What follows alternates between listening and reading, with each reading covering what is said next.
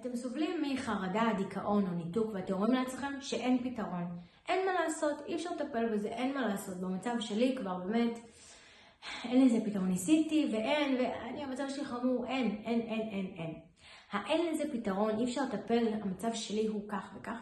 זה יכול לגרום לבעיה פסיכולוגית גדולה יותר, שבסופו של דבר תמנע מכם לחיות חיים נורמליים. תמנע מכם פשוט לחיות את החיים ולהסתובב עם איזושהי בעיה שהיא בעיה פשוט פסיכולוגית שאתם יוצרים לעצמכם. אני רוצה לדבר על זה בסרטון הבא, הוא מאוד מאוד חשוב. בואו נעשה פתיח קצר ונתחיל.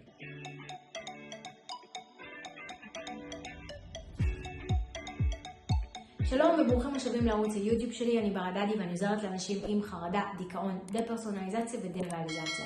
היום בסרטון אני רוצה לדבר לך על התופעה הזאת של אין פתרון, אי אפשר לטפל במצב שלי, המצב שלי מאוד מאוד קשה, אי אפשר לפתור אותו, אי אפשר לטפל בו. אני בשנים האחרונות עוסקת ספציפית בדה-פרסונליזציה, דה-ריאליזציה, ומאות של אנשים עוברים אצלי תהליך מדי שנה. ובאמת אני רואה מאות של אנשים כל שנה עם דה-פרסונליזציה ודה-ריאליזציה. וככה כל כמה זמן יש ככה איזה אחד בודד שטוען שאי אפשר לטפל במצב שלו. המצב שלו אי אפשר לטפל בו.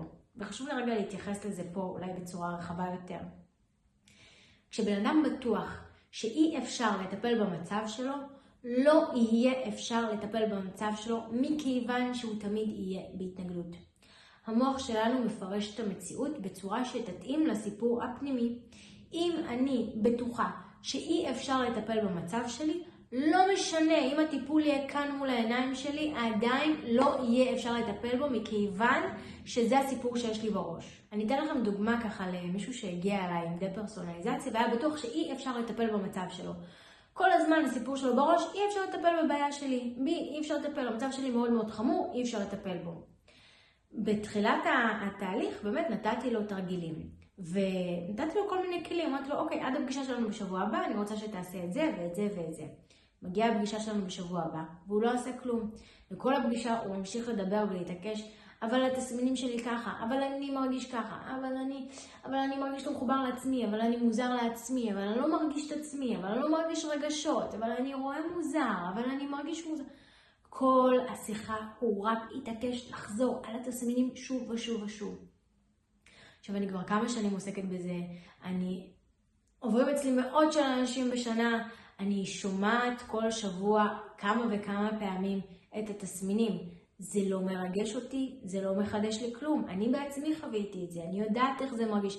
יתרה מכך, אני חוויתי את זה בעוצמות הכי גבוהות, התסמינים שהיו לי, אולי 1% מהאנשים שחוו את זה, באמת חוו את התסמינים שהיו לי, היו לי תסמינים מאוד מאוד מאוד מאוד קשים וקיצוניים.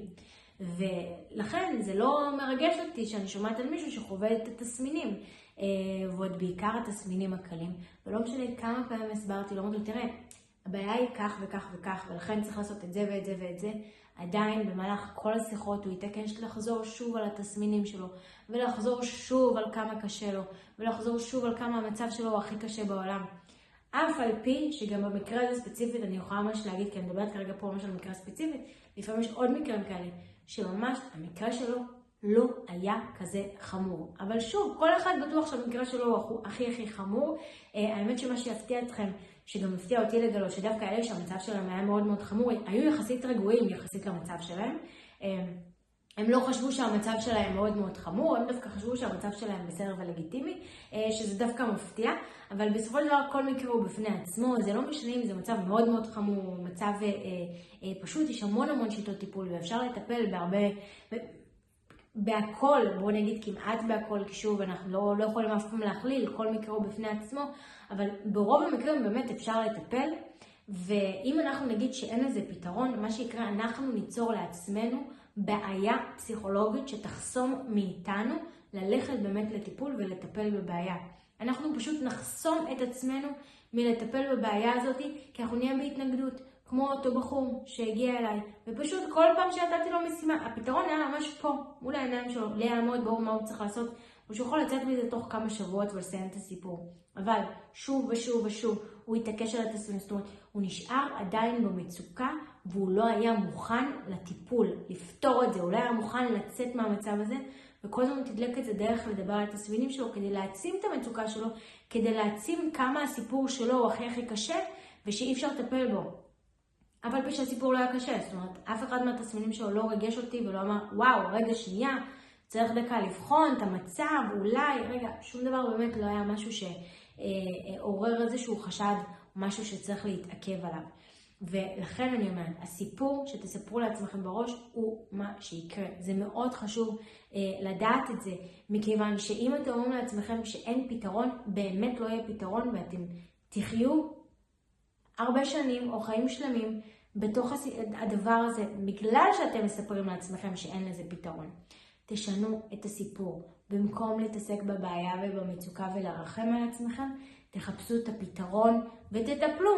תסתכלו קדימה, תפתרו, תתעסקו בפתרון ולא בבעיה. ותספרו לעצמכם שיש פתרון. כי אם תספרו שאין פתרון, שוב, גם הפתרון יהיה באמת מול הפרצוף שלכם, אתם לא תוכלו לראות אותו כי אתם תהיו בהתנגדות. אם הסרטון הזה עזר לכם אפילו קצת להבין שאתם צריכים לשנות את הסיפור שלכם בראש, תשאירו לייק ותשאירו גם תגובה, כדי שזה יוכל להגיע לעוד אנשים שמספרים לעצמם את הסיפור הזה, ולעזור להם גם לעשות שינוי כדי שיוכלו לצאת מהמצב הזה. אם עדיין לא לחצתם להירשם כמנוי, לחצו עכשיו להירשם כמנוי, וניפגש בסרטון הבא. ביי!